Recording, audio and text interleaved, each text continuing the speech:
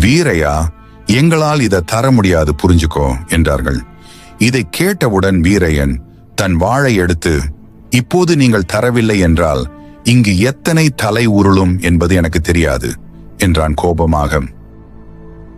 அதற்கு வீரர்களில் ஒருவன் முன் வந்து, வீரையா, நீ நினைக்கிற மாதிரி நாங்கள் வைத்திருப்பது தண்ணீர் இல்லை, அது எங்களது சிறுநீர். அதனால்தான் நாங்கள் இதை தர மறுத்தோம் என்று சொல்லிக் கொண்டிருக்கும் போதே இனியன் வீரர்களிடமிருந்த அந்த குப்பியை பிடுங்கி குடித்தான். இனியனுக்கு இப்போது குடித்துக் கொண்டிருப்பது அந்த வீரர்களுடைய சிறுநீர் என்பது தெரிஞ்சுதான் குடிக்கிறான். என்றால் அவனால் அந்த தாகத்தை தாங்க முடியவில்லை. தாகம் தீர்ந்த பிறகு இப்ப அவன் செய்ததை நினைத்து கதறி அழுதான் இனியன்.